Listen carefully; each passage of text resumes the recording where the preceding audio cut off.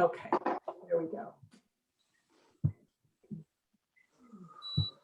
So I want to welcome everyone. This meeting's let me move something over here. Just a second. Like an octopus. Okay. So welcome everyone. My name is Ann Satzik. I'm a co-founder of the Contemplative Creativity Labs that a small group of us Shambhala art teachers started in 2013 as a way to bring the Dharma art teachings of Shugam Trungpa out and share and play with friends and people and anyone without any prerequisites. And obviously we're online now. And since around last August, we have now partnered with Seattle Shambhala. So even more people can hear about us, which is a really lovely partnership. And we're very happy about that.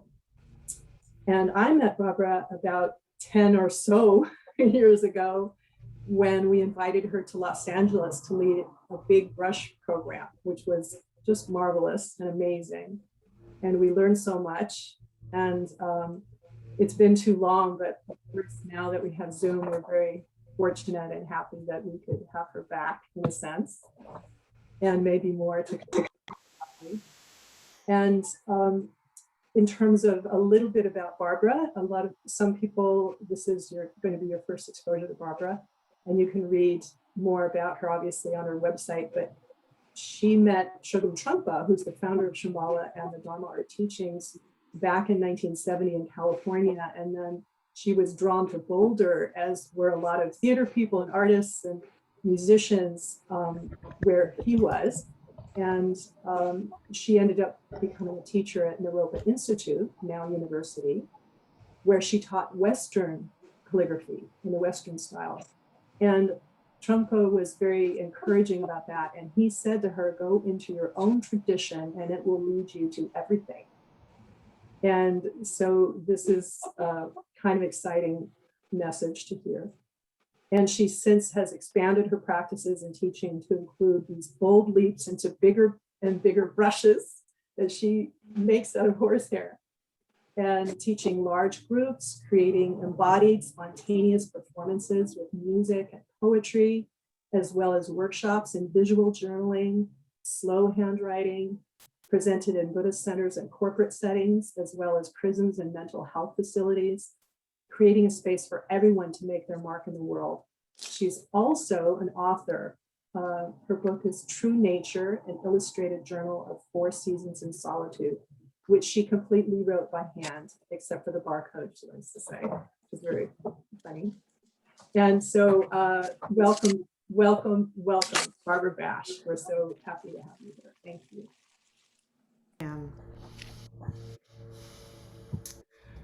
So there was just a request in the chat for people to mute themselves if you have any outer sounds. So if you could do that. I'm going to talk for a few minutes. We're going to move through these next 2 hours together. We'll have a little break halfway through, just, to stretch and take care of yourself. But it'll be a good deep dive into getting on the page, which is a powerful metaphor for me. Getting on the page of your life, getting in contact, and to do it through the vehicle of handwriting, which is so close at hand, literally, for all of us, and less of a functional need at this point. We're typing away, which is wonderful. And it means that handwriting can become more of an embodied practice, is the way I see it. And that's a counterbalance to the speed and the range of our world. It's allowing us to make contact, get in touch, slow down, and also express something. So what we're really going to be working with here is the physical origin of writing. that it is a physical act in its deepest, earliest sense, and that there can be a kind of pleasure in the drawing of letters. And it's actually an act of connection to the body. So I'll say more things as we go along, but I thought let's just start with just a few moments of mindfulness of body. So just taking a moment, raising your shoulders, rolling your head, eyes open or closed, quality of all of you having arrived in this Zoom room space. That quality of arriving. And then if we can settle, see if that's possible. Take a deep breath, exhale, let the shoulders drop, let the belly relax.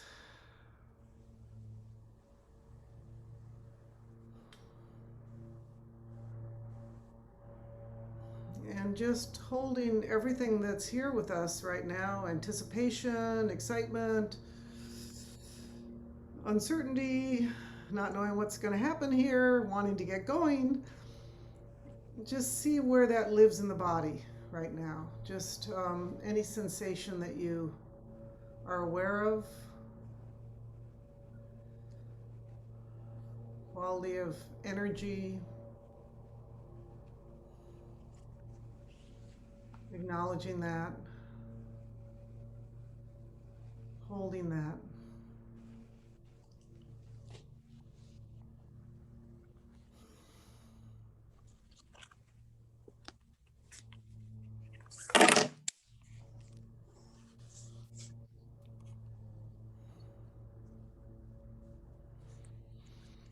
Good. Okay. Coming back now. So what we're going to do is we're going to start out with a free write practice for about 5 minutes. I'm guessing everyone's familiar with free writing. I'm going to give you a prompt. I'm actually going to give you 2 prompts, and you can choose which one you want to do. Either when I write slowly or when I write with the body, whichever one just appeals to you. And you're just going to start out with that phrase. We'll just be working on our bond paper and a favorite pen that you like to write with. And you just follow whatever's there. Follow memories that come up. Follow body sensations. Follow images. The important thing is to keep the pen moving rather than pause and wonder, am I making any sense and where is this going?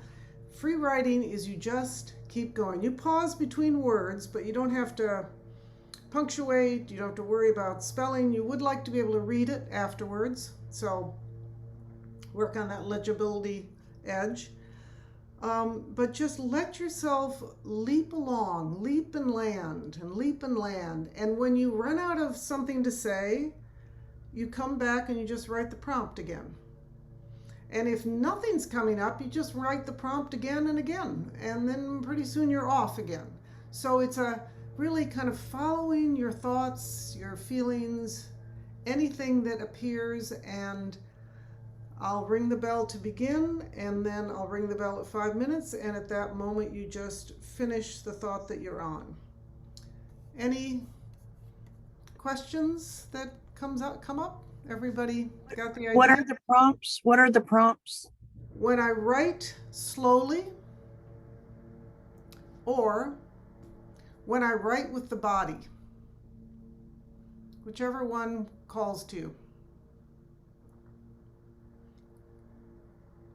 So keep going, don't stop, repeat the prompt, follow the life. This is a following the life momentum practice.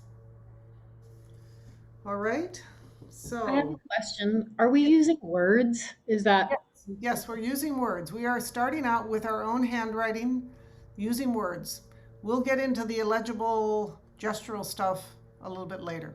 So this is your, whatever your voice is, and that bringing of what you're thinking and then bringing it into your handwriting and letting the words unfurl on the page. Any other questions?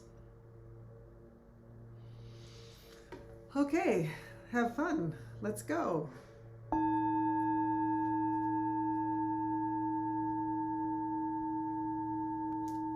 When I write slowly or when I write with the body.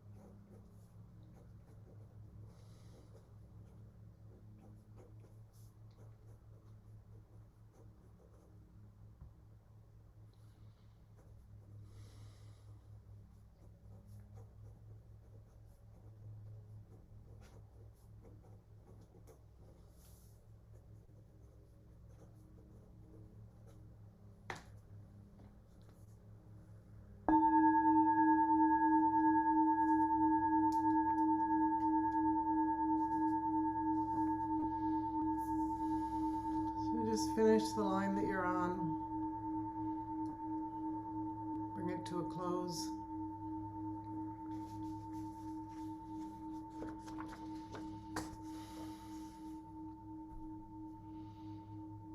Okay, so we're going to go into breakout rooms of trios, and you're going to have an opportunity to read what you wrote to your two other trio mates, or just talk about what the experience was. If you don't want to read it, that's fine. But you have 5 minutes and to just speak about it, read it. And if you're reading it, your partners are just responding by, oh, I liked that line appearing from nowhere. Oh, I liked that line, the next heartbeat. So you're just giving very specific what landed, and that'll be plenty. Okay, so Anne, you have the groups formed? Yeah, there's only one that has to only have 2 people. Okay, Okay, we're gonna- so let me, I just got a chat, so let me That's configure the fine. site.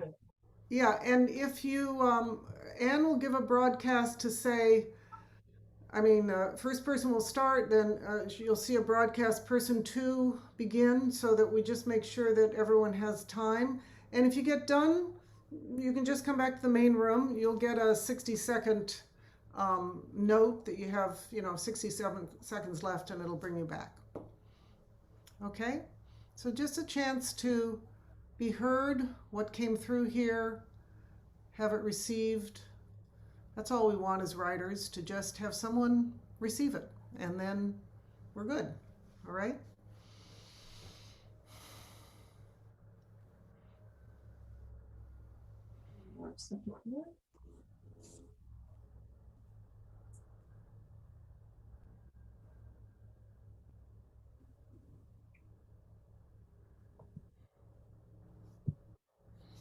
Can read back over what came through as we're waiting for the breakout rooms to come through, and then you just accept the invitation when you see it. Okay, here we go.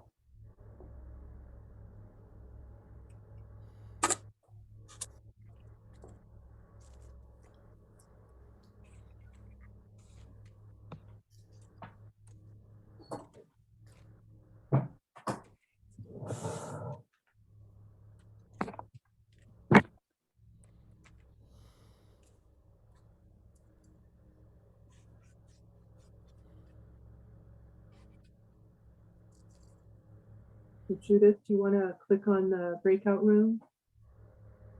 Look for a little invitation and then click. You'll have to click something to go to a smaller group to share. And then Katie said she's not going to join. And then Angela, we just did breakout rooms. Did you see one, or do I need to send you the one? You there, honey? Let me see. So I'm not accepting the invitation, so I'll just stay here. Yeah. See if Angela's not on there. So let me set my little timer for 5 minutes so I can remember to let people know.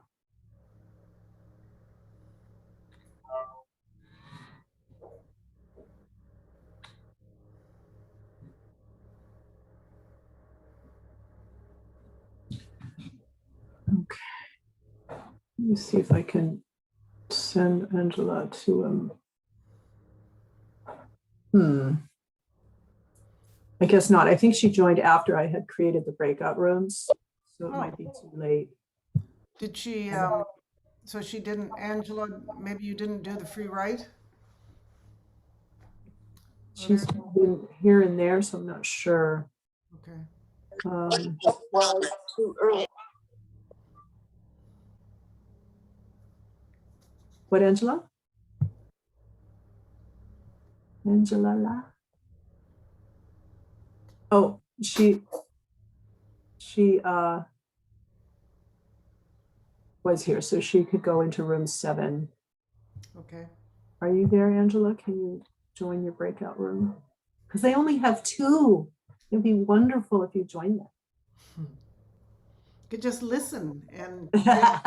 fun. That's right. Katie.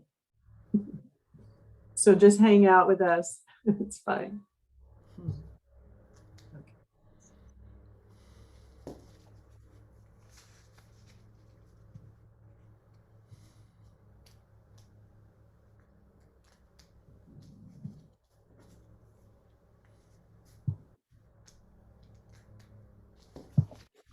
So Katie and Angela are both here, just Yeah. hanging out.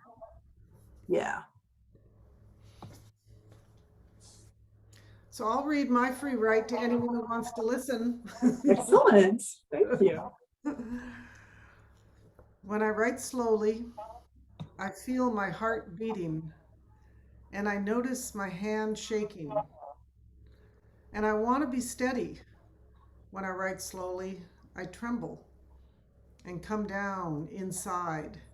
And I love these letters, imperfect and appearing from nowhere, gathering, linking, taking a breath, slowing, shaky, lose my ground, feel my sadness and my joy and the not knowing what will happen. And here I am, here, my shaky self, waiting for the next insight, the next heartbeat, the next touch with myself, the next truth coming through here and now.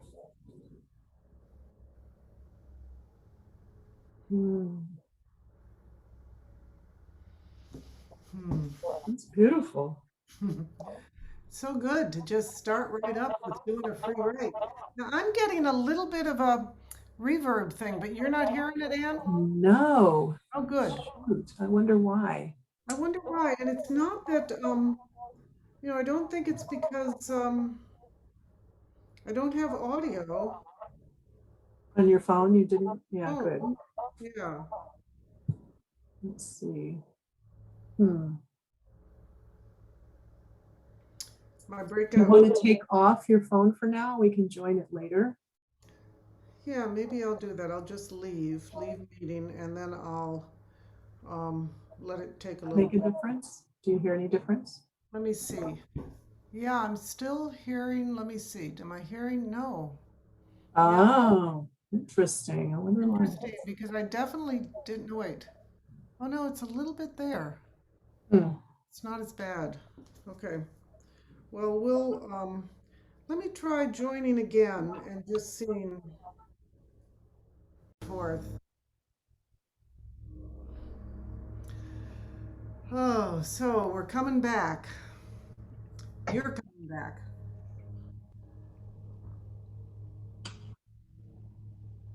Recording in progress. Okay. All right. Welcome back. Has everyone come back now, Anne? Still returning. Okay. A couple more people. There's one room that doesn't want to end their conversation. I think everybody's back now. Muted? Do you want to ask for my iPhone to for me to join so we can turn this on?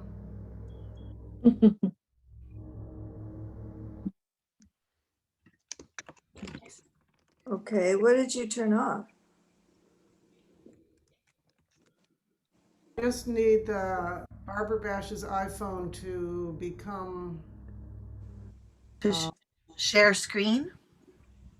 Just want to. Can you send me the invite to be part to share my video? Okay, here we go.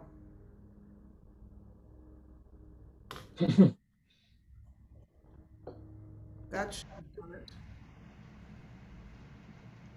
Okay, good. Welcome back from that little embodiment moment. heard the poetry within yourself and from others. And now we're kind of in the flow here.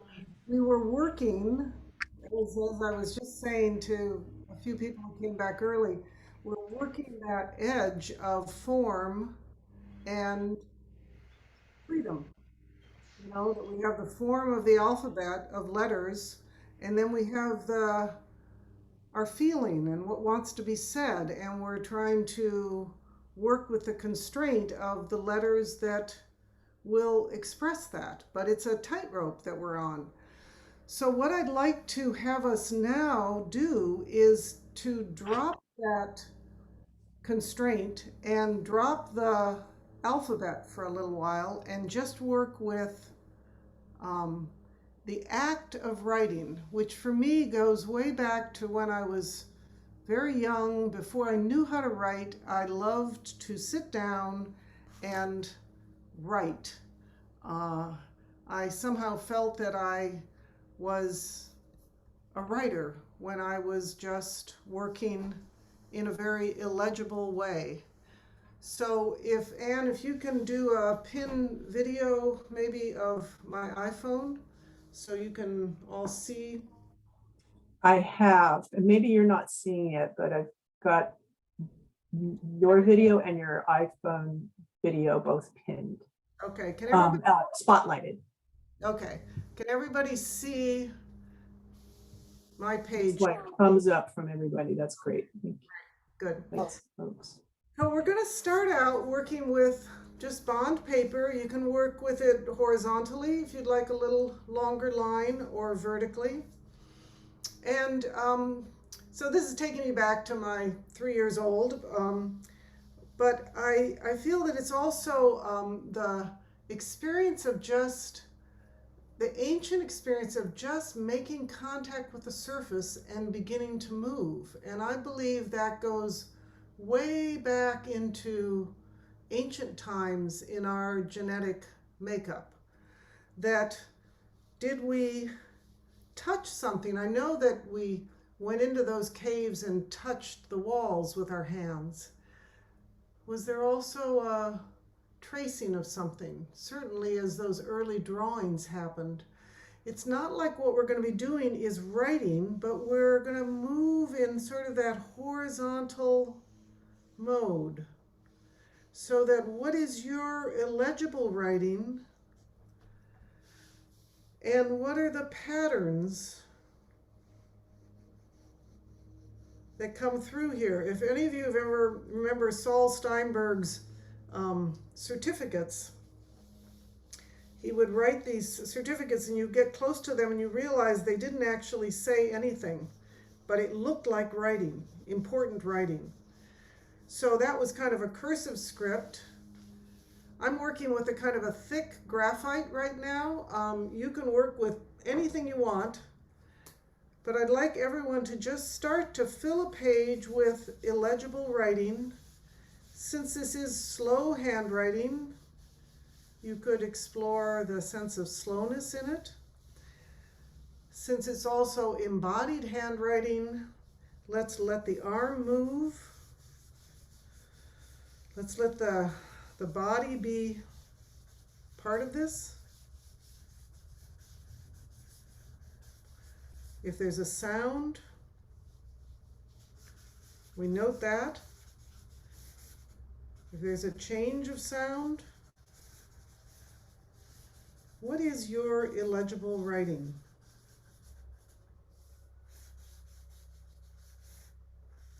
Does it stop and start again? Is it little characters, kind of distinct?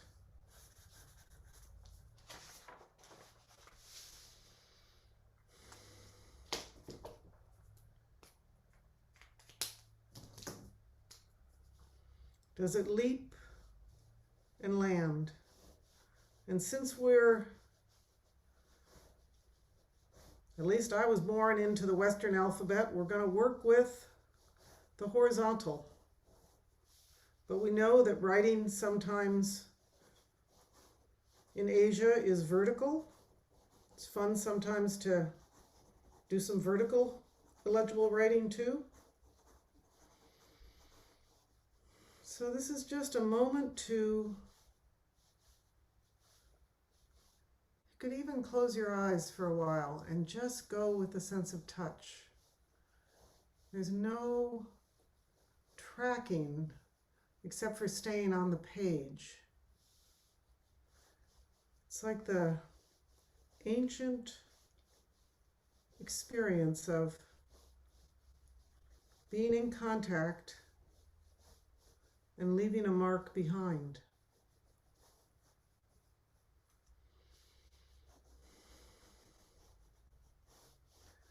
And when we're working with this,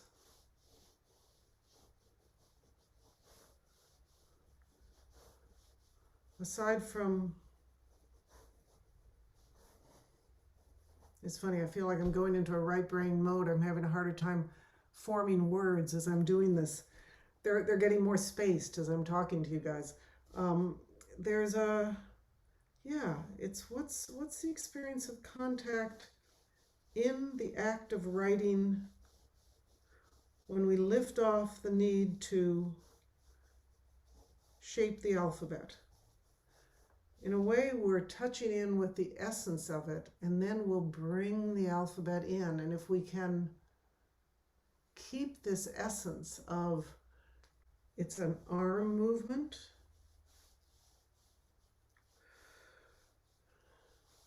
there's a slowness,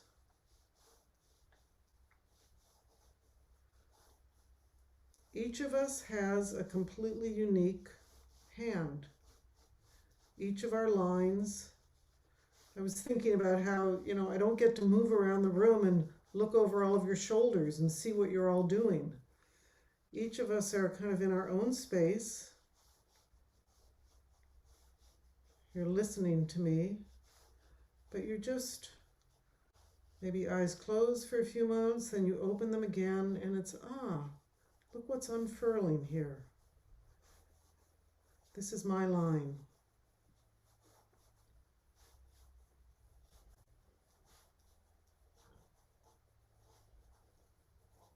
Is it very stretched out? Is it very condensed? Try that out.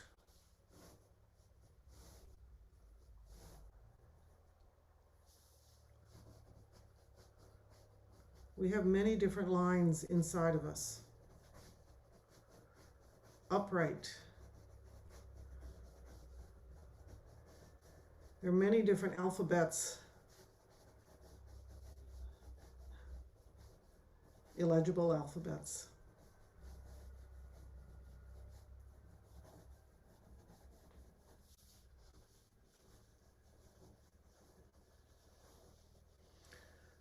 See now if there's some repeating patterns that you're noticing. Certain things that in a particular line that you kept coming back to, and just see if you can like extricate some patterns and let them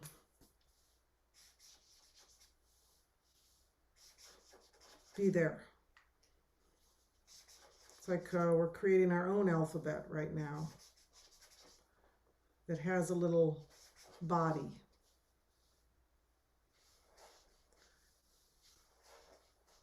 If we were working very continuously, we're now trying out working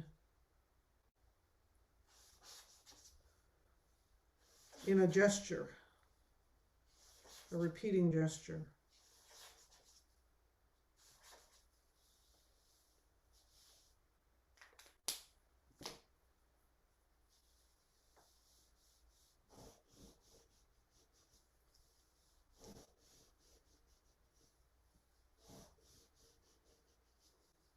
Listen to the sound of your writing.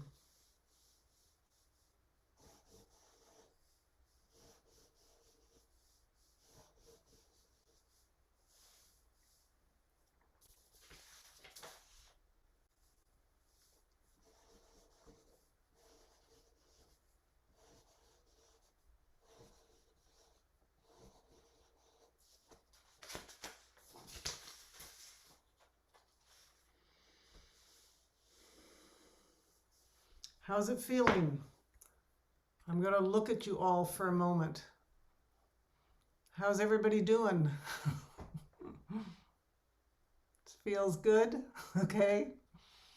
Fine to call out if It you have. feels like if somebody saw this on my prison cell walls, they would really be like, oh, Oh God, there was I get it. That's a good one. Prison cell walls. Someone trying to communicate something. Yeah. This is a kind of writing that requires a different sort of deciphering, you know? But it's a gestural writing. Yeah. So now let's try different qualities of lines. So we've already kind of pulled out patterns from it. What if we say that we're going to do, you can choose anything. I'll just throw out some, like a leaping line. Let's see what kind of contrast of lines that we have. Or a heavy line. What would be a heavy, you know, really maybe some different sort of weight and contact. I know that it's good to kind of keep things light, but a heavy line has a different kind of slowness to it. What's a shaky line?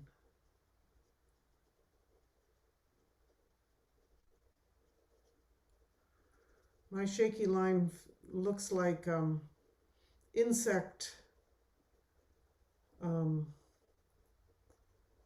insect pathways under the bark of a tree. To just like let that come forth.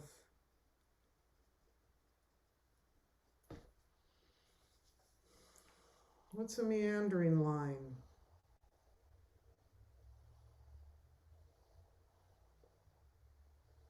A line that's kind of getting lost. Just finding its way.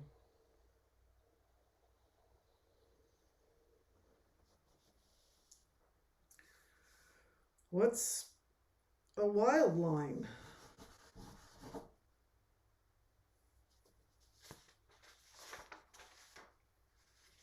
A soft line.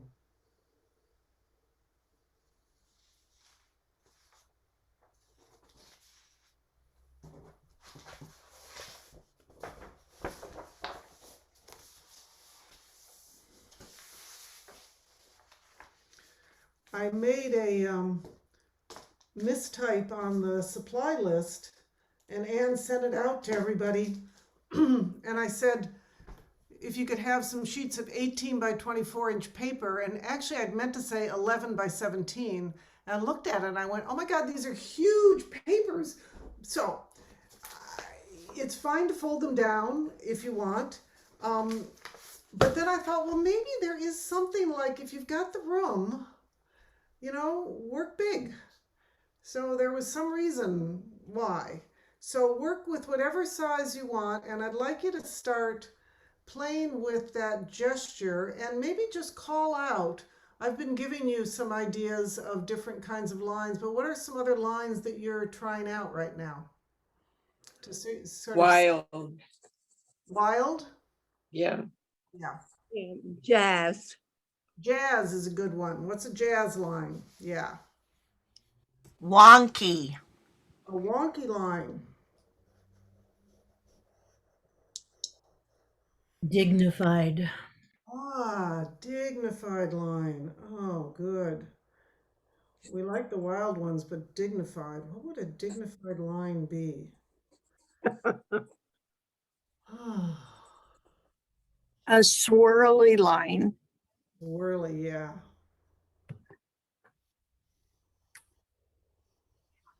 Oh, I love hearing other people. Somebody else.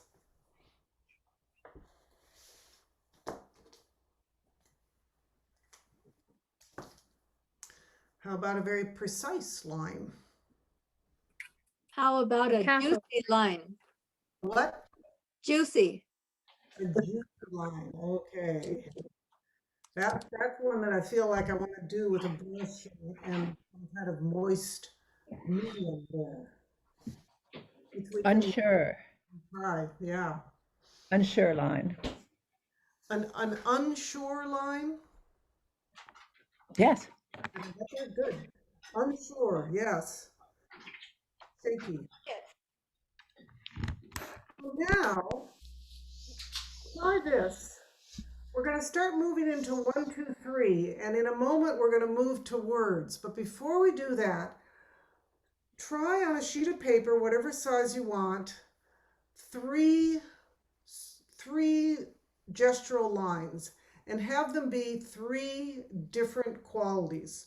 So the first one could be big and expansive. Then you're going to have the second one be in counterbalance to that. So I'm maybe going to work on the side here. I'm just working with my graphite, but I just am sort of holding the ground. It's a grounded line. And then my third line will be something that counterbalances it. So try 3 strokes on your page. And we'll be building on this as we go. The first one has a sense of space, expansiveness, no words yet.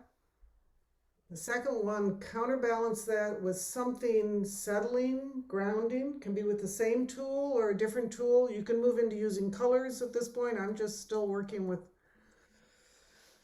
my pencil here. And then the third one is a little, it sort of comes down small. It's, moving into this sense of sky or heaven, earth, ground, and then human or heart.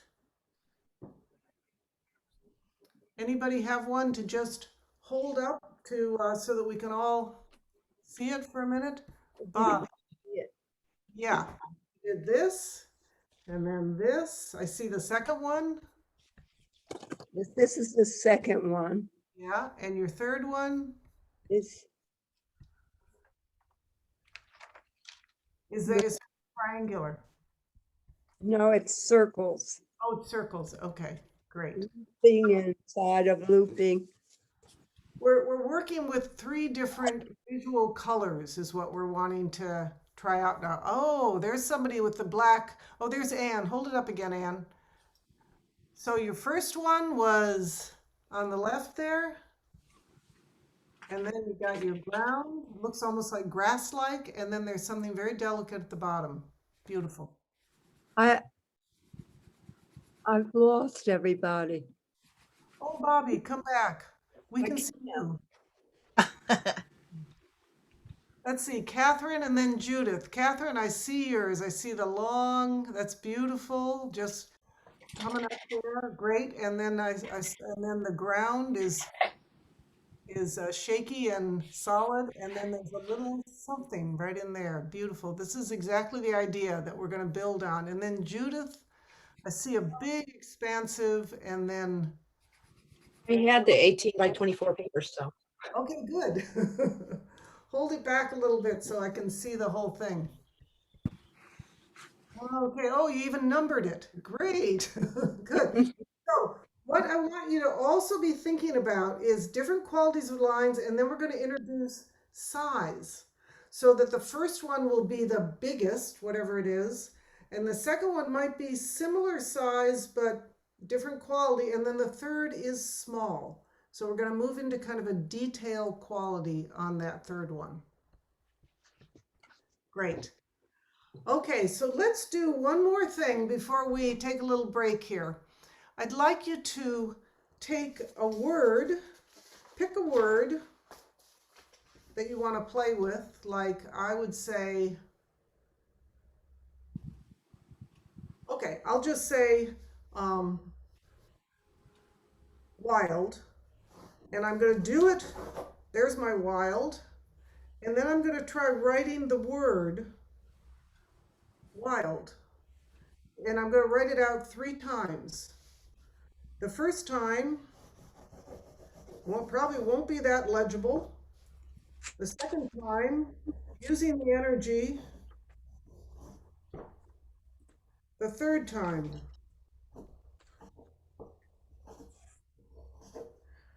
The gesture, write it the word 3 times. So we're just making this transition into a feeling. And then how can we take those letters and don't worry about legibility quite, but start to do that dance between the two. Wild, wild, wild.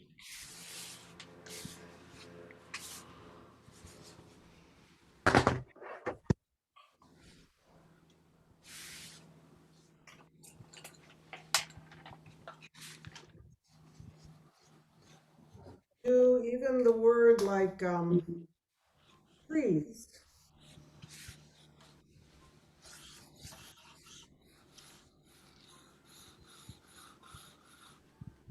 Then I try to write out the word trees.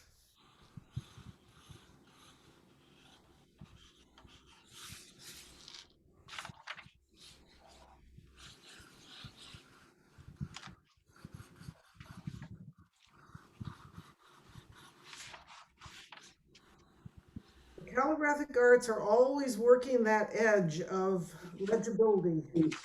And so, and we want people to be able to read it, but we also don't want to get too constrained by it. So this is a chance to just push it, like really push it, and then pull it in a little bit so that you can, letters are so flexible. They can expand and contract in all these different ways. I did a gesture for clouds. Do you know that it's clouds before you do the gesture? You're going to have some word in mind. Yeah. Some word, and you're going to make the gesture. Like here, I've done a cloud gesture, and then I'm going to write out the word cloud. Now we want to make sure, we don't start turning letters into pictures of things, like adding little flowers to them and everything. We're not doing that. We're wanting to get a little more essential here. So here I've got clouds, but you can't really read it. So I'm going to try.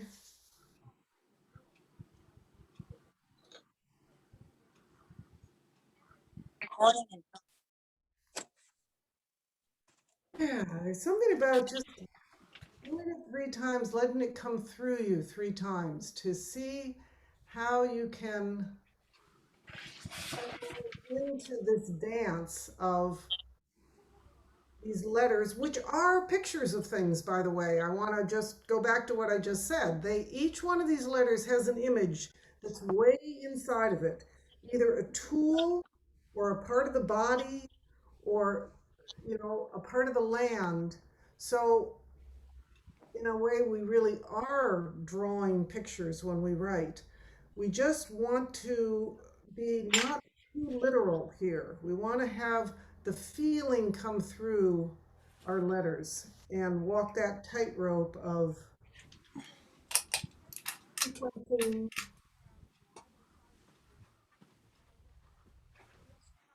expression.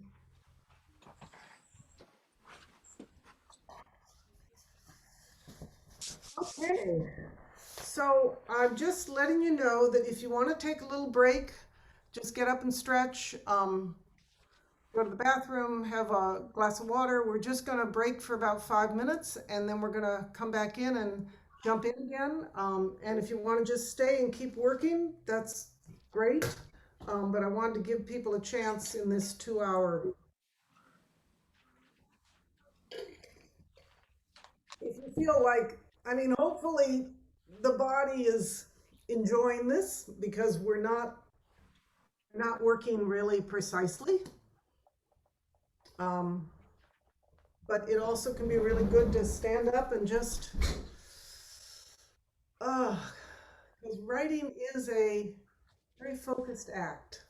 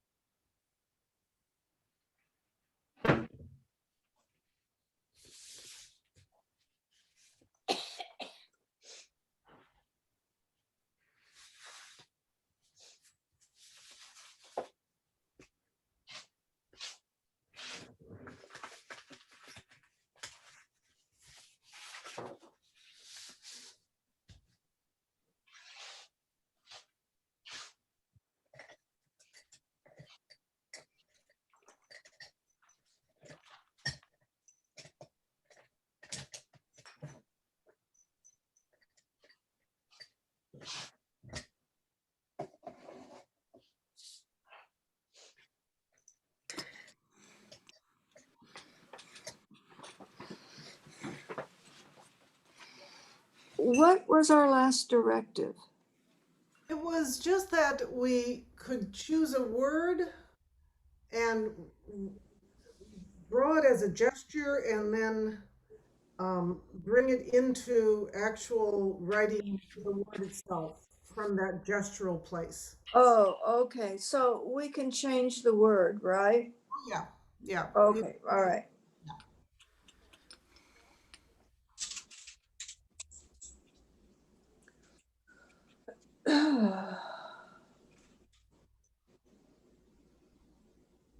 That's a great exercise, Barbara. I love that.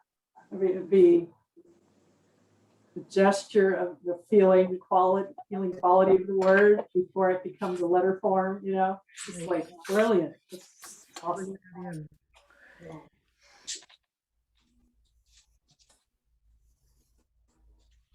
I like your word choices too, because they have definitive qualities about them. You know, that's really helpful. Thank you. Being given some words is helpful. Throw out some ideas, then it's really great to see what words other people are coming up with. What I'm doing? What's that? Air.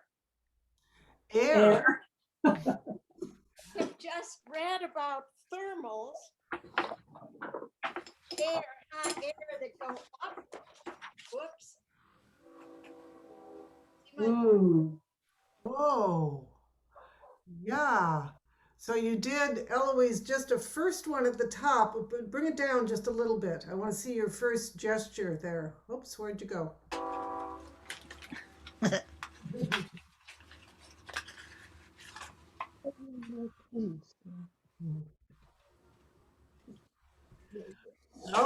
I see it. I see the real air thing. And then, so air, I feel, has this very light quality, like you'd want to be working right on the tip of the brush there. Or with gray ink is a nice one to also bring that in. Yeah. So here's what we're going to do now. So there's this quality of handwriting that where we started, where it's a continual unspooling line by line, the free write. We started one place and we ended at the bottom of the page.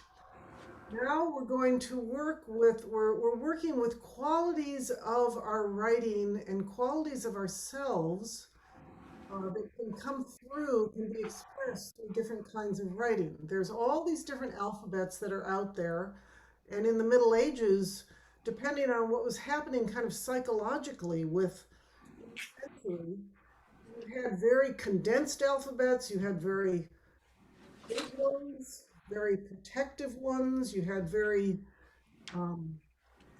balanced ones, you had very clear ones, very illegible ones. So I want to give us, it's all in there. We have all those different voices, visual voices. And what I'd like us to do now is to work to create a 1, 2, 3 expression. We already did the brushstroke or the stroke that was the space, and then the ground, and then the detail. And I want you to do it now in terms of a word.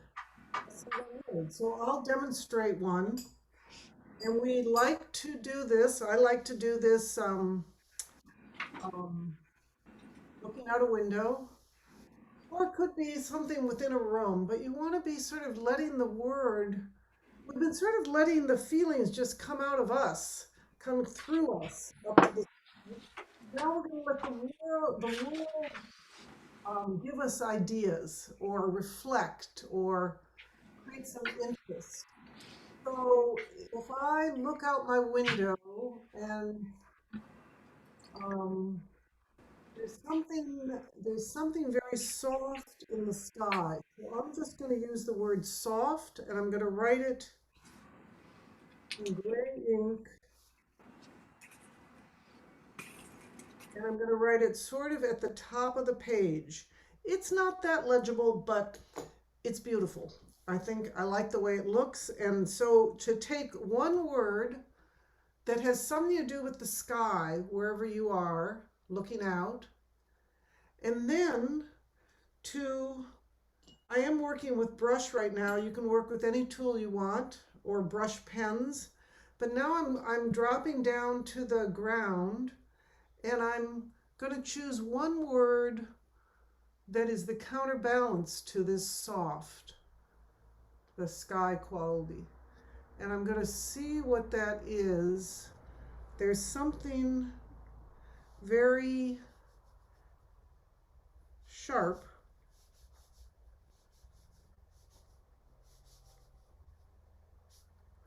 about the grasses down there. So I'm putting that underneath it, and then I'm just going to choose some third word that's going to join it in some way. Oh, I just saw it. I was going to do it in red, but I'm not going to do it in red. I'm seeing this little butterfly moving around. So I'm just going to write the word butterfly. Happened to show up right then. And it gives me 3 things to sort of play with there, if you can see.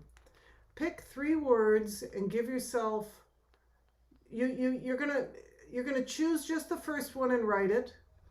Then you're gonna wait and choose the second one, write it in a different way. And then you're gonna wait and choose the third one and write that. And let it kind of come down the page. And I think I was saying that quality of scale, that let that third one be smaller. It's the intimate part that little white butterfly was something very, very sweet happening there. Could be anything. That's just what that one was. Questions? Want to give it a try? It's a way of working with sky, earth, heart, and letting our hand guide us. And when we come to the third thing, it's oh, that's interesting. So we're now working with handwriting as a sort of insight practice of where do we end up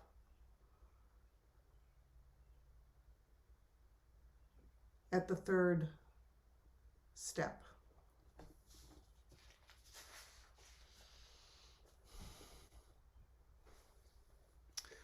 Judith, what can you read your 3 words? Oh, you have to unmute yourself, dearie. Okay, it's loose, earth, and fly. Loose, earth. Anne, can you pin her so we can just see her a little bit closer in? Loose, earth, and fly was the last one? Yes. Yeah, great. Now, what I want you to try the next time is see if you can work with the whole page as a room, and they're all like in the room together. So, now we can play with, I started out with layers, and that's exactly what you did. Let's see if we can now let them interact in some different ways, maybe a little bit more in the corner or something, but I love the contrast here. Another person has one to show? Angela. Ink. What's the second one? Oh, unmute yourself. Sorry.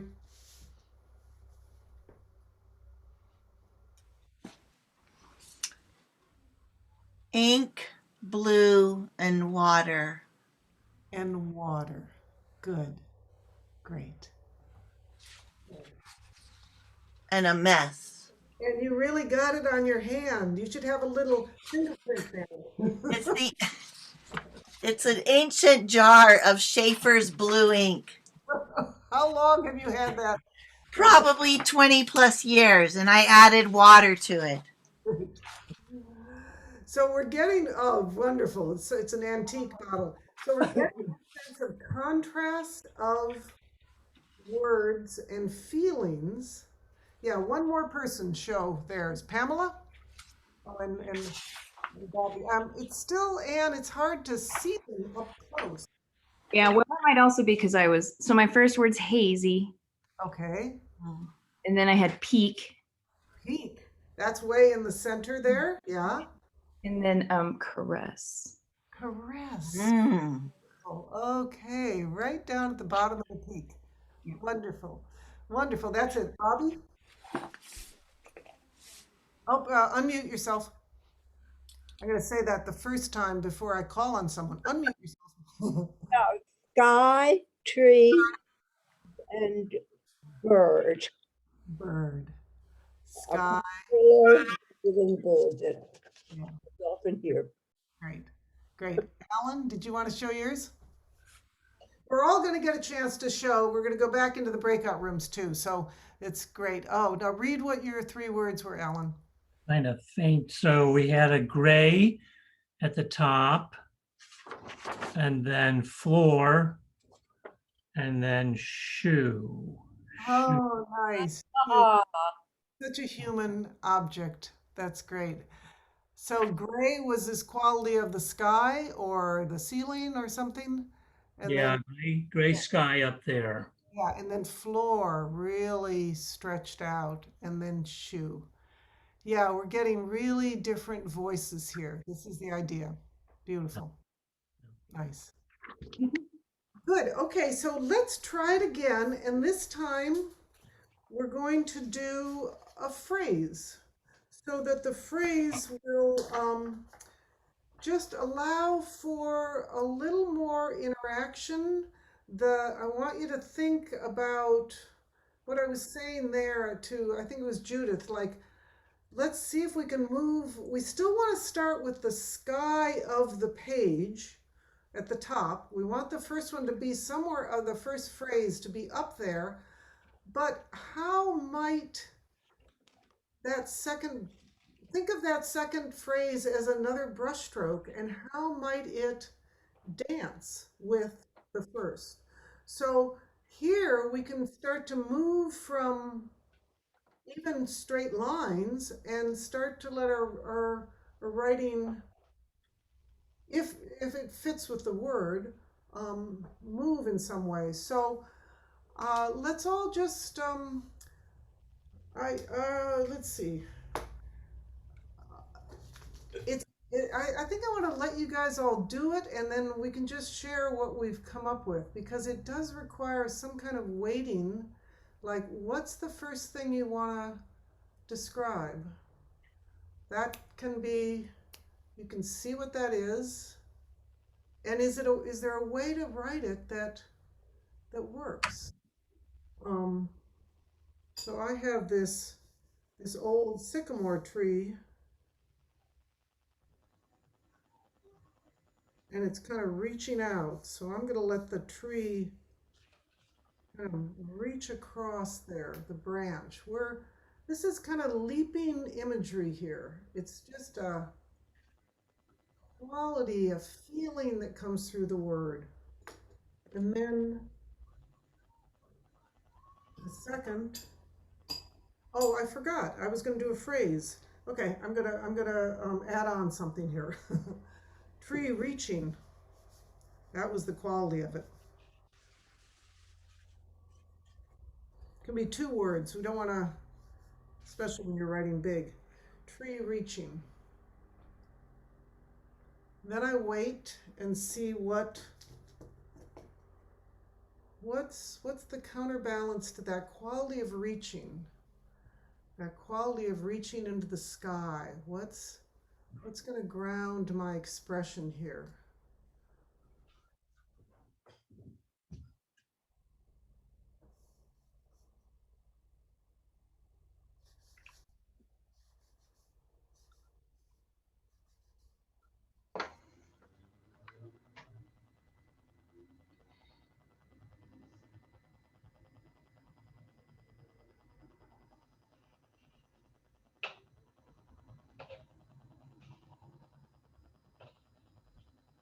I'm seeing that the lawnmower has made these paths, so I'm just letting the paths of the mower. You see, it's not completely literal. I'm working with words, but paths of the mower felt like a nice grounding counterbalance to that reaching image that I started out with.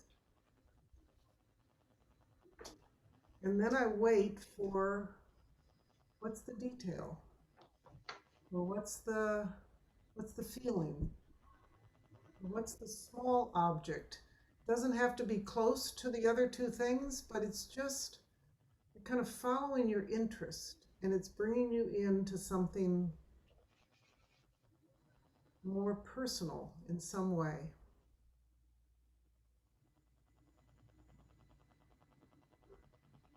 Sometimes I have to wait a while to get that third one, because we're not trying to find it.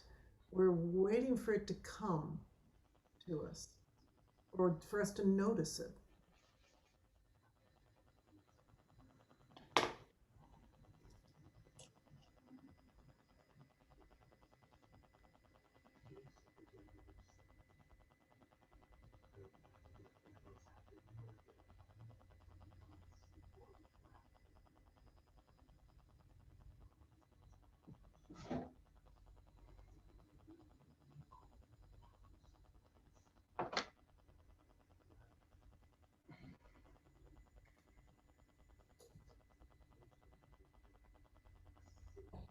My third one was that I just noticed this beautiful blue door on this shed.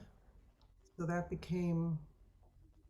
happened to be a human made thing. The mower had a human quality too, but it still was grass in there.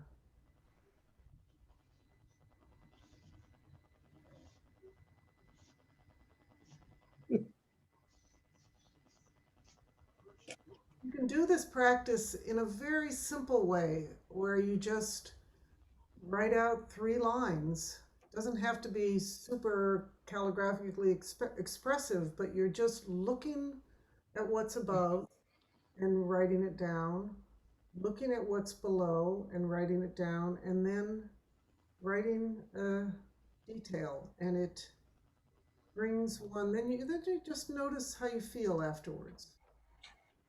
Like I just feel a little more settled and slowed down having kind of found that door. Maybe it's the door. It's the door means something. You know, we start reading things into everything. It's good. It's a portal and it's bright. And also it's overlapping a little bit the mower. It's they can touch each other in here so that we can let our writing, this room that we've created, kind of be in contact with each other. So we're going to go into breakout rooms and have a chance to just share what's happened here. But anybody like to just comment on what this is like, or what is happening here, since I can't see what you're all doing? Loosening. Loosening, feeling some loosening. Good. Yeah. Good.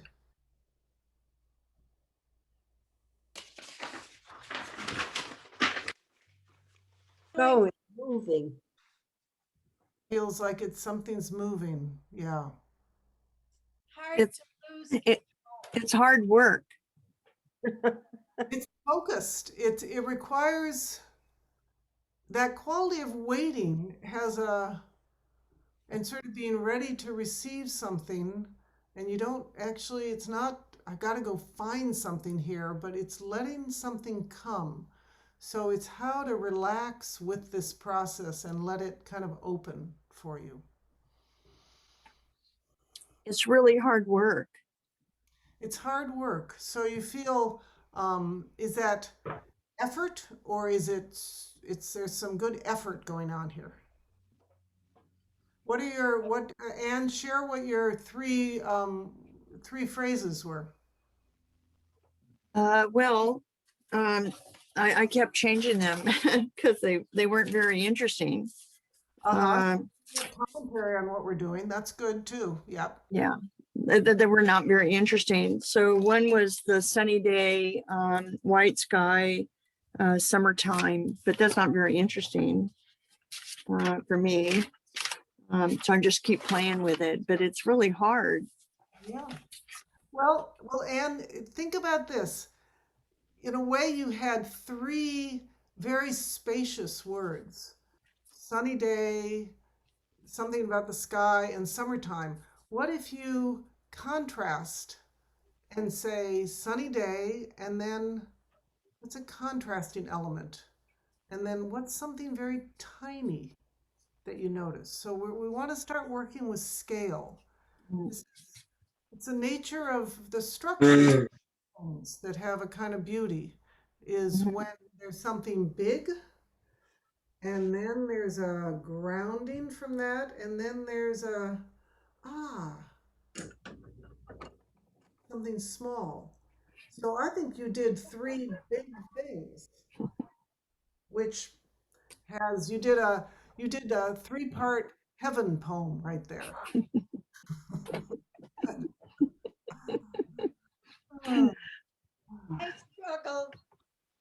I struggled with getting my left brain to calm down. Eloise, say that one more time. You struggled to get your left judging brain to calm down. Great. I'm so glad you mentioned that, because Anne, of course, said, well, that wasn't very interesting. That's what what can happen. This is why the free write is good. We keep writing so that that left brain can't get activated. But here, there's some space here. And you could say, gee, couldn't I come up with something more interesting? Or, yeah. So we're trying to just see what appears and trust that. It's tricky, but just to be able to note, oh, there I go commenting on what I'm doing. So I would just suggest follow the sequence and see where you end up. Just, it's like you're walking a particular path and it's just a path. You know, it's something surprising might happen. So give me your 3 lines, Eloise.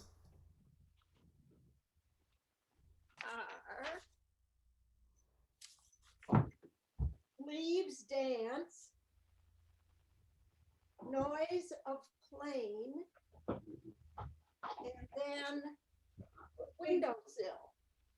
Windowsill.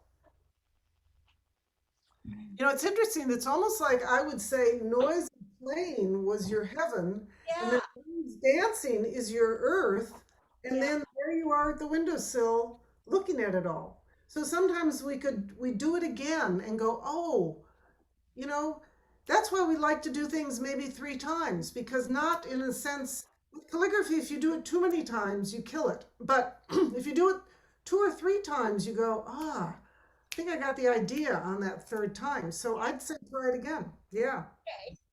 Yeah. 1 with the noise, 2 with the leaves, and then the little windowsill. I can't see the ground out of my window. Yeah, right. I only see a building and sky and leaves and a building very close with a tree. That's all. And that's where the leaves were dancing. Yeah. So the dancing in the sky too. Yeah. Okay. But I think noise of plane, yes. Yeah. Good. Thank you. Well, I discovered that my visual observations were practically non-existent because I have, for years, have had a morning glory vine in my yard, and I have gazed on it many, many times. And so I started working with the colored pens that I brought. So morning glory, you know, I had a lavender marking pen, but I had no idea what the flower actually looked like, how many petals it had, what was the center like. So I went outside and I plucked one, and I was very surprised at what it actually looked like. And then I plucked part of a vine, and I thought, oh my God, it has a lovely leaf and 3 parts, 3 petals to it, you know, sections to it. And I thought, oh my God, I have to do something about this. So took you into a deep dive of the morning glory. You've really, and also to my lack of actual visual perception of the details of what I had been gazing at for years. So, you know, it's accessible to me. I just had to step outside for 30 seconds. Yeah. So do I have 3 lines? Well, I just thought morning glory vine says a lot. That says a lot. Those 3, you could write out those 3 words. I did. Fine. Right. And it reminds me of a story that once I was doing a greeting card design for the letter S. It was an alphabet series, and I was doing the sunflower behind the S. And I drew concentric circles of the seeds of the sunflower. And someone walked into my studio and they said, well, this is great, but you didn't get what the sunflower is. And I said, really? And they said, no, you got to go look at a sunflower. And I went and looked at a sunflower and realized the whole power of that is that it's that Fibonacci thing. It's going in two different spirals, and it was like required that I went and actually looked at the sunflower. Hello, and then it really, then the whole design worked, but it was, I hear that's what you've done, is you just, through this, you're looking more closely, and I think you have a beautiful three-word poem there. Right. What kind of accompanying lines I'm going to get from it, I have no idea. If I wanted to keep to the heaven, earth, human aspect of it, I don't know where that is in it. Well, Morning Glory Vine could be your first, and then what's the counterbalance to that? That it sort of has all three. What's the ground to that? What's under it? And then what's the tiniest thing that you noticed in that flower? So it's sort of bringing it down and then going in. So I think you might have to dive into the flower itself. But I'll tell you something. My gardener, when I told him that I wanted morning glories, and he, no, he'll said the vines will get into the wood and they'll break up the wood and it's blah, blah, blah, blah, blah, blah, blah. But I was determined, and so I did it. I want to check in here. Anne, do you think that we could just put everyone in breakout groups for about 5 minutes so that everybody can see what everybody's done? And then we'll come back and we'll have a little closing visual event that we'll all be part of. I'm loving seeing these things, and I also want everyone to have a moment to show or just say, this is what's coming up for me, or something. So why don't we do that, and then we'll come back and complete. Perfect. Okay, here we go.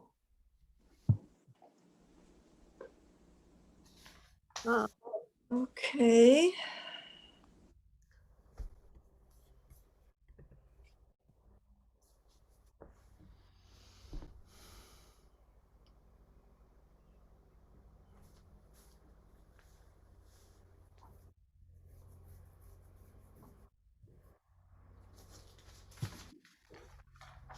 Eloise, did you want to join a breakout room? And it's not required. You don't have to, but oh, good.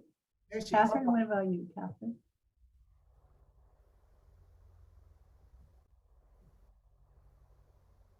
And Pam?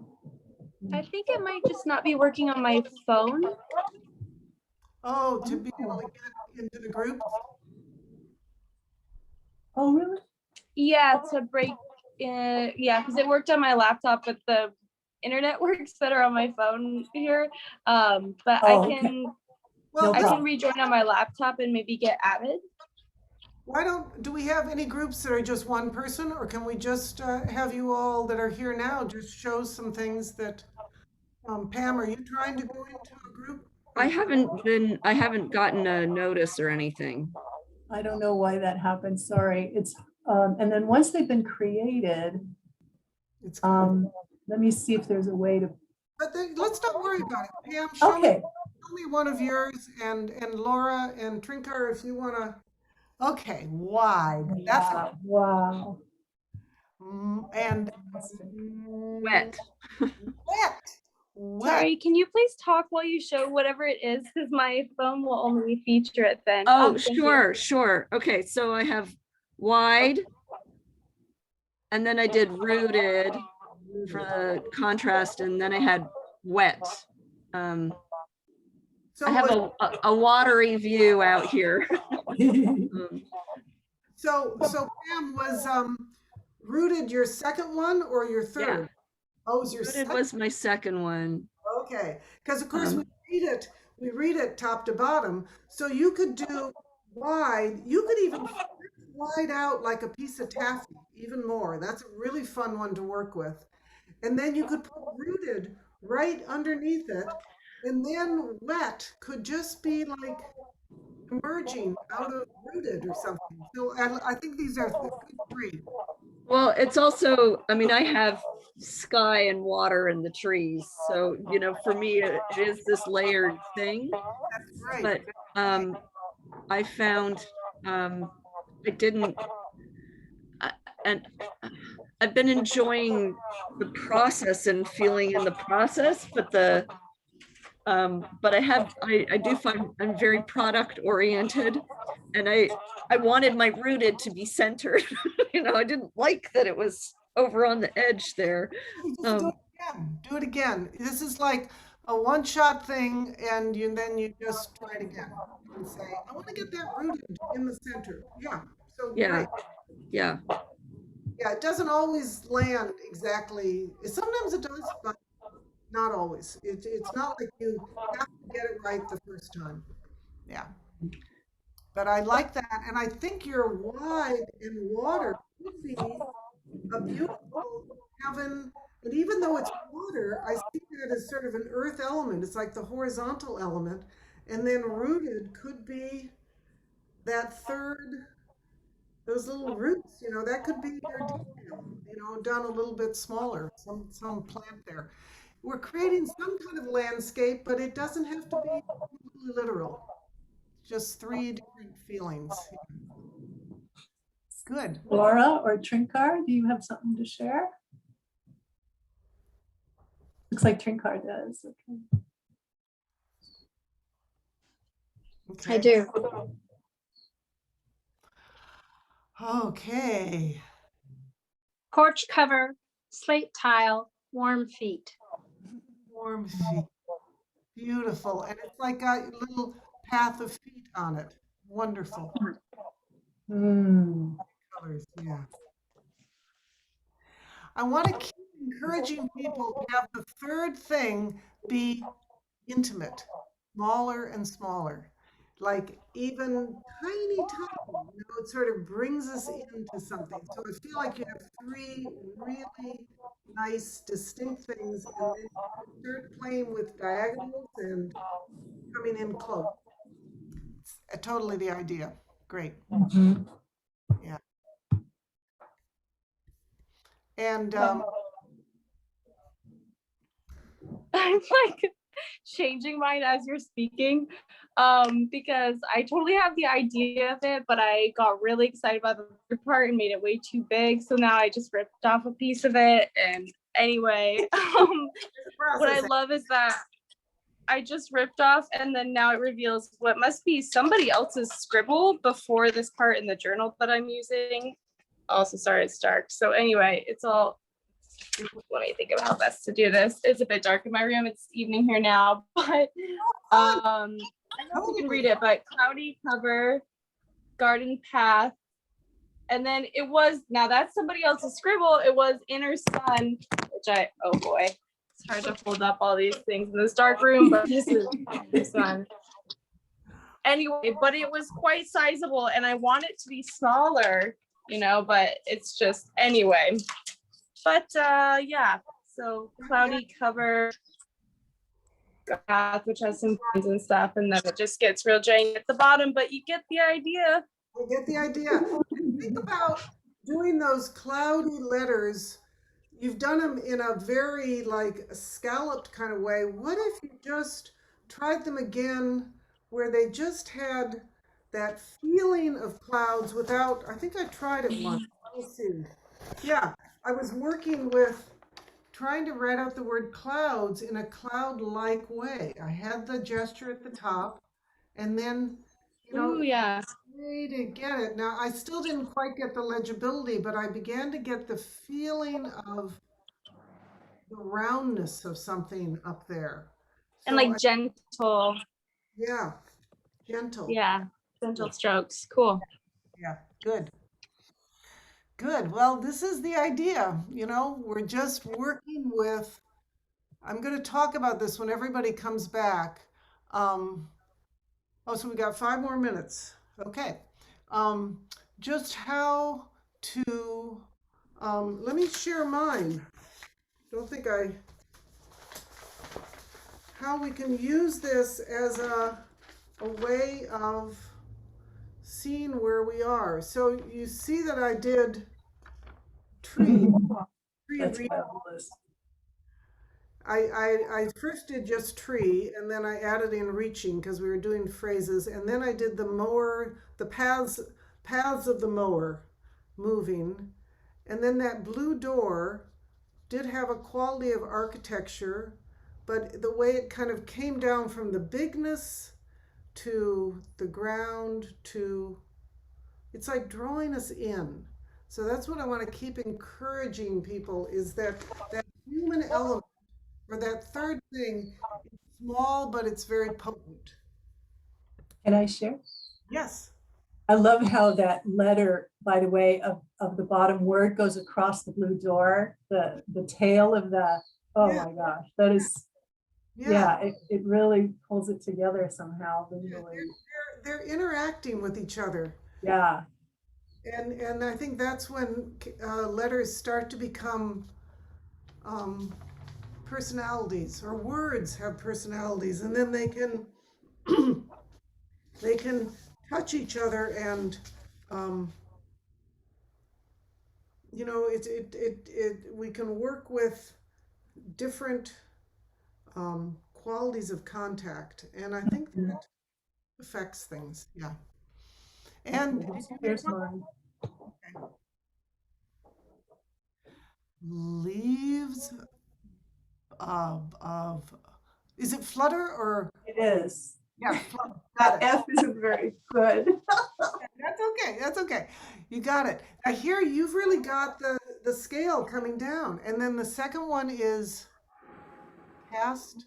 Read it to me. Full tile underfoot. Full tile underfoot. Okay, and the third? Green and purple, written in red. Good,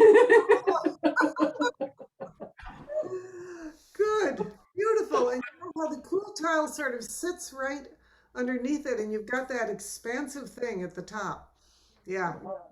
I also could see, I don't know if it was it Pam or someone who was writing out the word, someone was writing out the word widening, or wider. I could see that cool tile underfoot could have also been like stretched out to counterbalance that. Oh, that's a good idea. Yeah, I'm going to try that right now.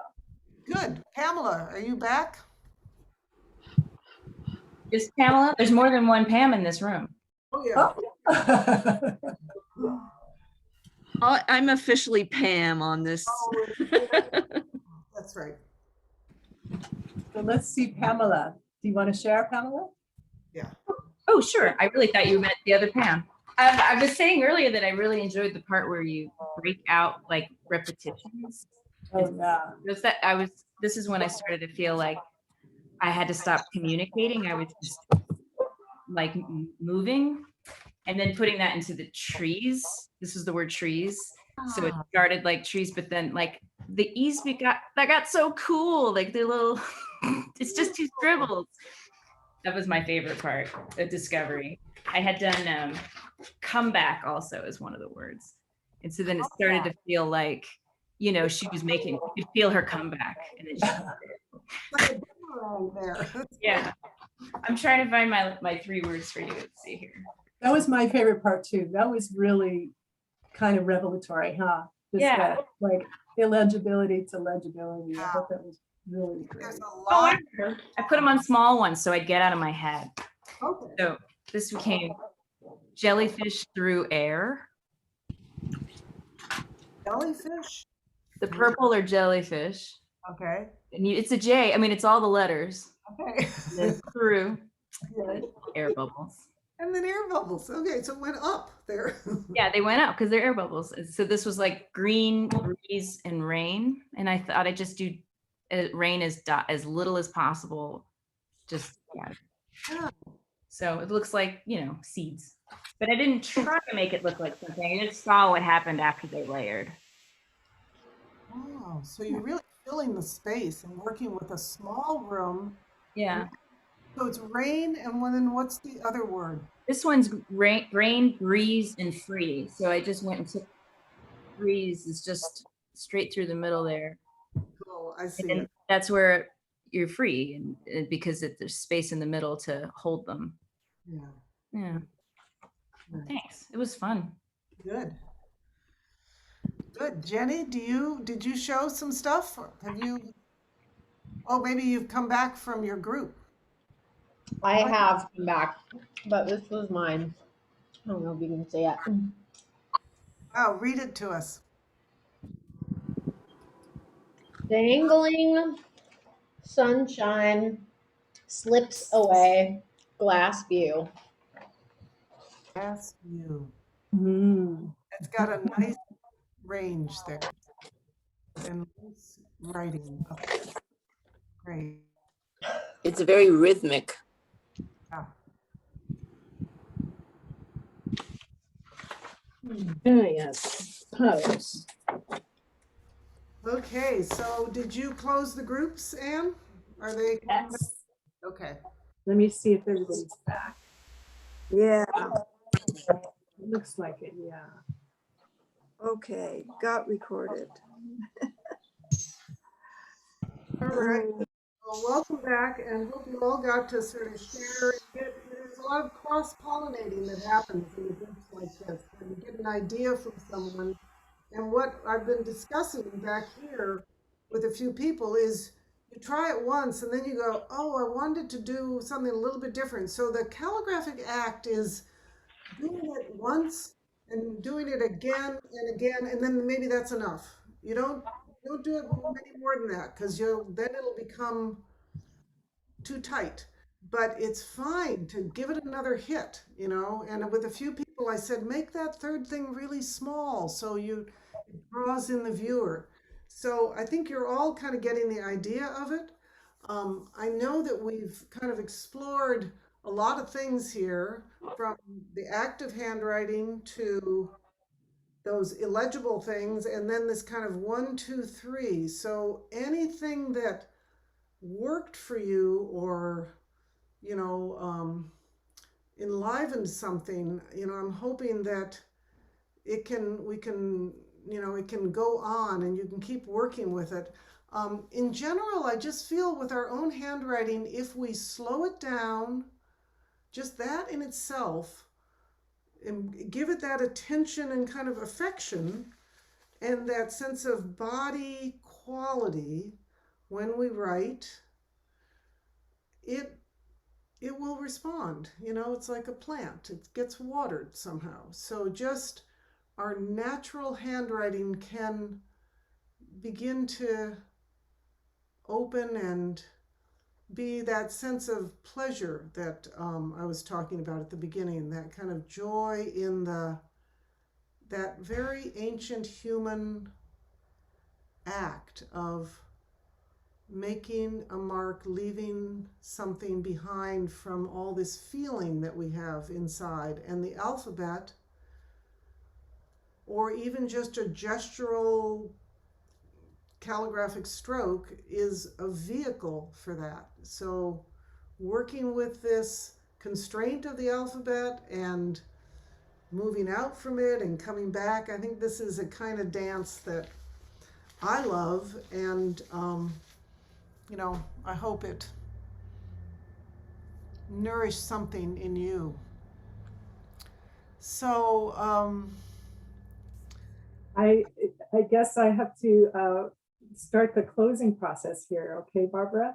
In terms of, do you want to ring a gong or anything like that for closing our practice portion? Or do you want to have us bow? And then I do have an announcement. Okay.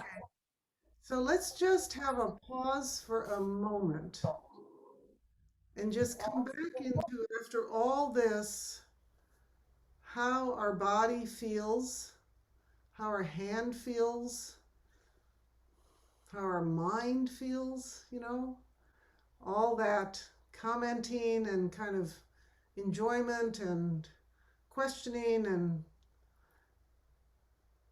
then maybe just kind of the feeling that we've been involved in an activity that is energizing in some way. and also settling. So thank you for joining me in this. I feel like I have companions on the path now. As we go on in this world, this close at hand act of writing can bring us in touch. It's so familiar. So I will ring the gong and we can, I think close with a bow as a way of acknowledging the end. And then we'll have a few announcements from Anne.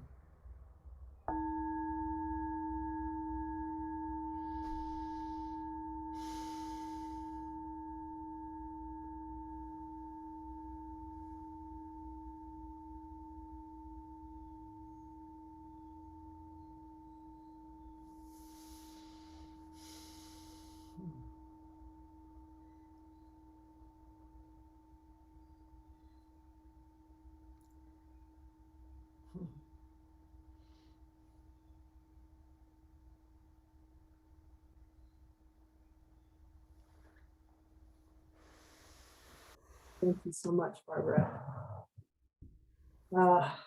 I feel that you've given us new skills. You brought some of this teaching of working with space and being present with our experience in our environment right down to earth in this friendly, warm way that just speaks to all of us. We can develop the skill further, we can take a leap, it's something for everybody. So thank you so much. And I hope we do this again. And I do want to give you an opportunity in a second too, if you do have other things coming up, to let us know about that. Just incredible. Thank you. Great. And you said something about bringing us to where we are in your talk at Sky Lake. And I love that phrase. So you've helped us to do that. And I have new practices. Thank you so much. So I'm going to screen share for a moment to let you all know. Oh, somebody's saying in the chat, thank you, Barbara. Such grace in brush, space, and heart, from John Rockwell. Yes, perfectly said. There we go. So I want you to know that this happens second Saturday of every month. And you can find our landing page at the LA Shambhala website. And it's meant to be a place to share, and we have different teachers and practices every month.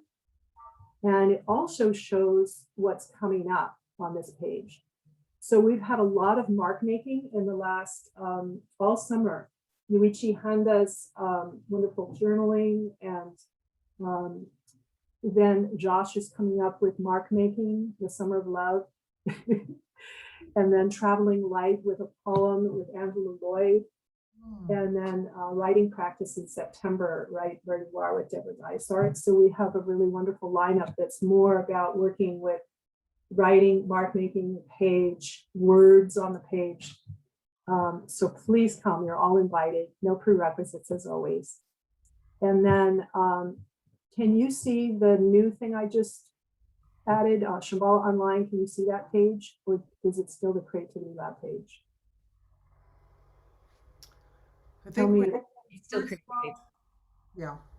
Two people were talking. I'm sorry, Barbara, what did you say? We're seeing the First Thought Poetry Meditation, True Perception book. Okay, so I guess I have to stop share and reshare. So let me show you one more thing, and then I'm done. Shambhala Online is now offering Shambhala Art. So Shambhala Art is a 5-part program that is about the Dharma art teachings of Shubham Prabhupada. And so part 1 is available online. Part 2 is now available online, and we're working on part 3, which will have live components where we're working together as groups live.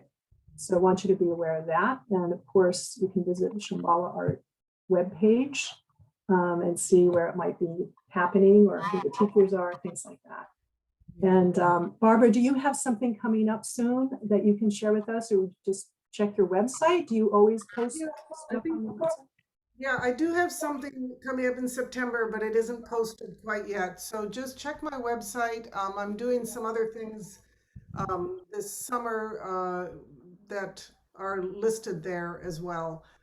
Some women's wisdom circle stuff that's a lot of fun. And so, yeah, I'd love to just stay in touch. And please, I'm glad to email, be in contact. You know, this is good stuff. And Anne, I really appreciate your your bright enthusiasm and support and making this all happen, that we could all hang out with our handwriting in this way, you know? So I really appreciate that, that you just invited me, and really, Thank you for saying yes. Really appreciate it. And thank you all for coming and participating and jumping in. And I really appreciate you all.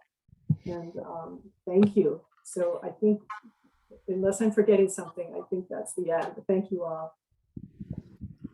Thank you, thank you. We can just make a gesture that expresses something.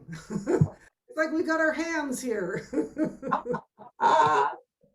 There it is. There it is. That's it. Oh, that's right. The one word we didn't get a chance to do. The one word, but does anybody want to stay late and do it? we had an idea, but I think just the bringing it down to the hand gesture is sort of so beautiful. You know, it was that first hand on the wall of the cave, and here we are just saying goodbye. But keep the brush and the pen moving. Let the words come through. If everyone makes a hand gesture, we can make a photo, a screenshot. Good idea.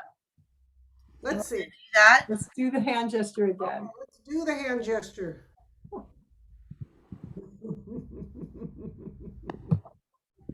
you want me to make a screenshot? Did you get it? I got it. Did you do it, Anne? Yeah. Okay. You just distilled it down to a moment there, Anne. Yes. Perfect. Good. Well, it's always hard to leave the Zoom space, but it really is. So very hard. You know. Thank you.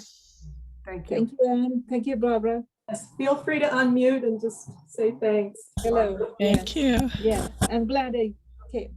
Thank you. Thank you, thank you, thank you. Thank you so much. Thank you. Thank you. Thank you. Thank you, Barbara.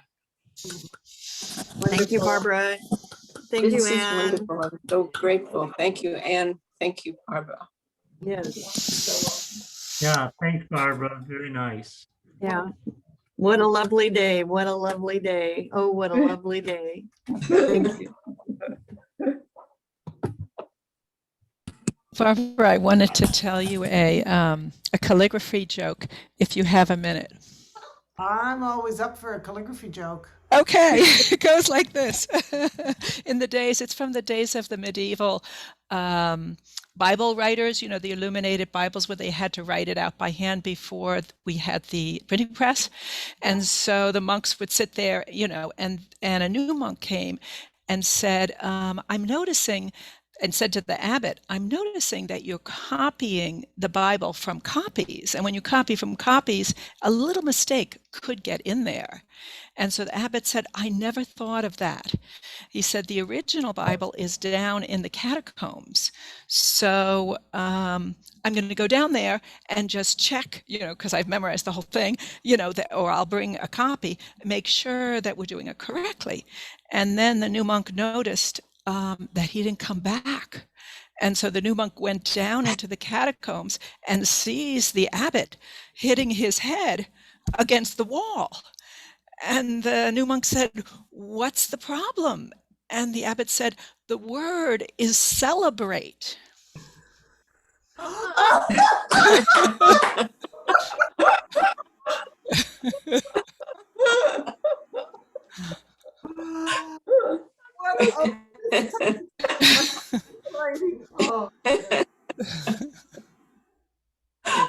that's great. Hold that on our whole time. That is great.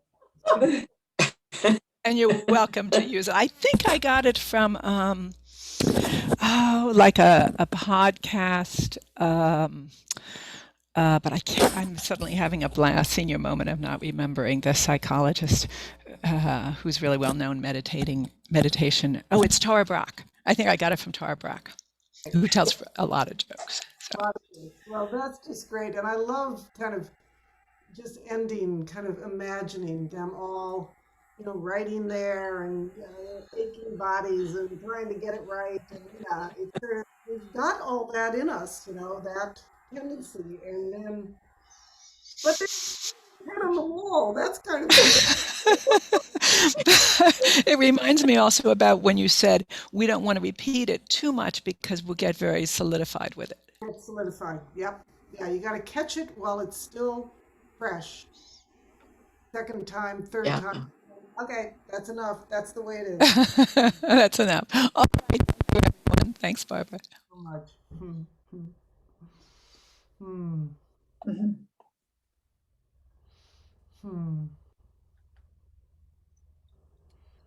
Yes, thank you so much. It feels like a new opening for my artwork, for just mark making in general. I think it's just fabulous. Great. I'm so glad, Linda. Yeah. It seems like it can be brought down to this very simple touching in each day. What are my 3 words? And just, it's another kind of journaling practice that just is a little more haiku-like, So yes. Yeah. Yes, thank you. Great. Barbara, do you recall the early penmanship books that we learned from in elementary school? That were above the blackboard, the Palmer method. Right, that's it. Right. Yes. But there were actual books that you could do and I realized I was making some of those early marks without thinking about it. Like going back to the first ones that you imprinted there. Yeah. Right. And then the other thing, when I went to Hebrew school, the characters of the Hebrew language they are similar to the Tibetan characters, and how those were constructed. That is a truly sacred alphabet, the Hebrew alphabet. Yeah. Yeah. And then I have some sit-on characters here on my wall that also are connected with the Tibetan, and it's the Hebrew, and even the Hebrew came out of, or came from the same root as the Roman, but they all, I feel like the Hebrew alphabet went very, very deep and stayed in deep connection in those forms. So you got downloads, yeah. Well, Genghis Khan really got around. He did. And they carried a lot of things with them. A lot of things, yeah. Yeah. That thing of humans, that writing exists. It's a human invention, It is. It's true that I think elephants, they found they can paint and everything, but I don't think we've got any animals that have come up with writing, and it can become, that we can kind of get hypnotized and under the spell of it, and it can be what can cut us off from things. So this is a way of bringing the alphabet back into its alive connection for us, and how it connects with the body and the land. And I give a talk on my YouTube channel. There's a shortened version. It's called The Leap to Letters, from the natural forms to pictograms to the alphabet, and where I describe that journey and why the alphabet is so resonant still for us. Yeah. Well, just you connecting it with our gesture is so helpful, just this reminder that it's right there, that I found very revelatory. Right. And that's why, and I know I've said this before, is why the big brushwork started happening for me, because that tendency to be, to tighten. So, it's sort of great that people were making these big things today, I'll never forget those horsehair brushes you brought to LA all the way from New York so we could experience it. It was really something. When I do those, I just make them out of rags, but these were real brushes. They were amazing. You make those? Yeah. There's like horses near you and you're able to. I found a source in New York City. It's kind of dried up now, but I've got 30 of these brushes hanging in my closet here. So I got a stable of them they're ready. Stable horse brushes. Well, I saw a film up at Tasahara a couple years ago. I went up there for calligraphy, Japanese calligraphy with, I can't remember his name right now. Right, Takahashi. And at the end, he showed us a film where they had hoisted a person up above the paper, and she used this brush to make her mark. And it was a fabulous film. And to see it, that they actually figured out a way to get her hoisted up carefully over the paper. And I think that might be you next time, soon. Yes. Whoa. Round though, Yeah. dark. I wonder if that's that Fabienne Verdier. There's a French woman. That's who I was thinking of too. Yeah, She amazing. suspends them from the ceiling, right? These giant brushes. Yeah. I don't know that she's hanging, she's moving them, but she's getting, and she's deeply trained in Asian characters. Yeah. And Takahashi, do I have his name right? I haven't said it. Tanahashi. And his wife, they were having this kind of debate over how to use their garage space properly. She wanted some of it and he wanted the whole thing, and able to make the hoist up in the air. And she had never seen that film. And after she saw the film, the debate was over.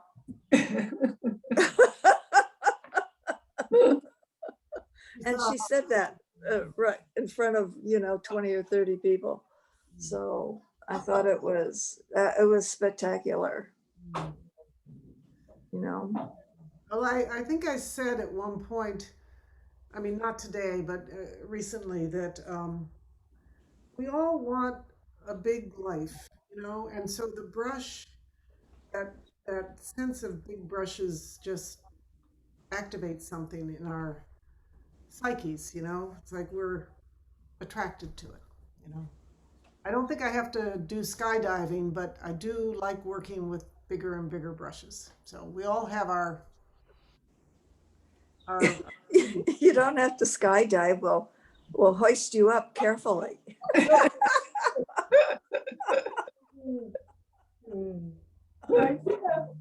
a good idea. Oh, okay. Well, it's late anyway. I'll let That you was fun. end your afternoon. A little bit more. It's very good. Yeah, Barbara. All right, thank you. Mwah. Okay, ciao. Hi, friends. That was a big smackaroo. Okay.